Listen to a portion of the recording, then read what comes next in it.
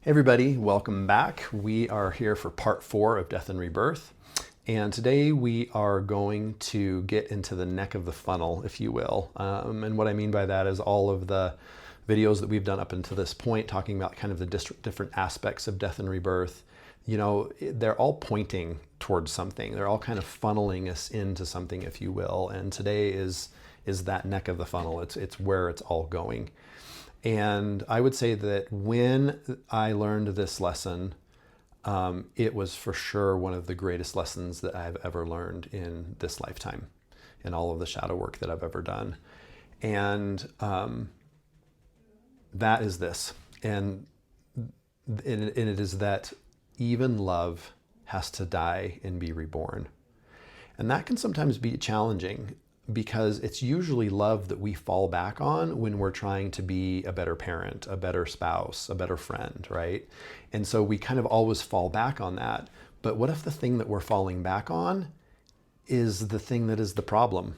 What if your version of love is the problem in your life? What if that is what's creating fuckery? And not that it's a bad thing, but as our love dies and is reborn, it's refined. Because we know, whether it's ourselves and others, there are aspects to how we love that aren't very wonderful, like codependency, for example, or fitting a mold. Like I want to fit a religious mold, or I want to fit a mold from my family that my family has given me, and I want to pick somebody as a mate that fits in really well, and that's going to make me feel a certain way, and so that's what I'm going to do. And so it's these lenses that we look through, whether it be the fairy tale or the fantasy about what our relationships are. There's these lenses that we look through, and as we go through the death and rebirth of this thing we call love, those go away. They're revealed to us if we realize what's happening. But so often we hold on to our version of love with a stranglehold, because we feel like it is the thing that we fall back on. And so if we can learn to not do that and be like, oh, even this has to go. And when this happens, when there's a death and rebirth around your version of love, it is one of those things where the whole thing needs to go. Meaning we throw the whole thing in the fire, and whatever rises out of the ashes after the fire is over is what we keep.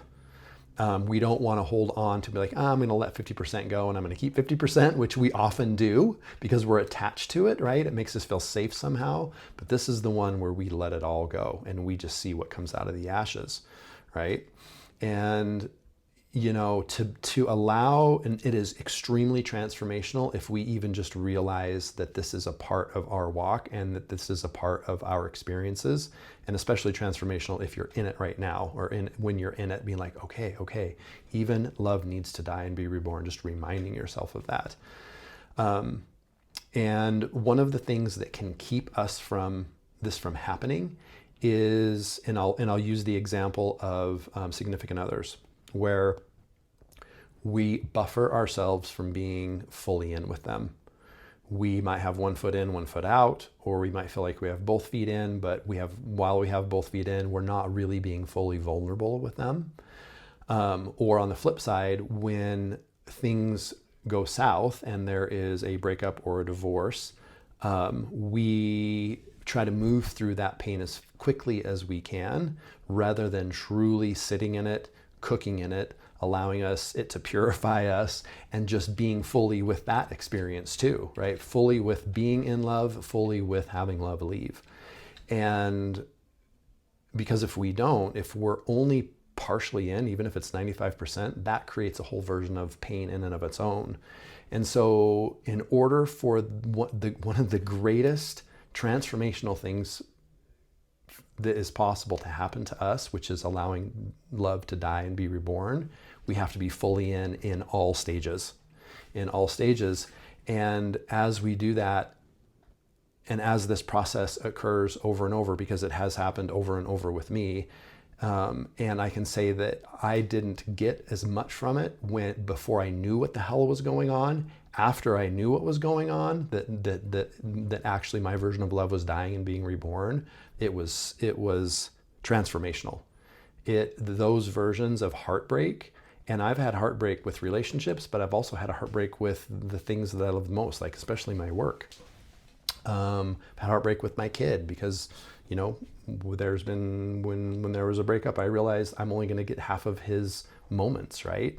And so there's all this different kind of heartbreak that happens in life. It just doesn't have to be relationships. But every time we go through it and we can remember what's happening, and it's almost allows us to take on this posture of being like, okay, I know what's happening. I have tools here and I can do this. And so this is just a really good one to keep in mind. And, you know, as we do this and as we are fully in, fully loving, fully open, fully vulnerable, and fully willing to fill all the stages, one of the things that emerges quite naturally and organically is what I would call real courage, true courage.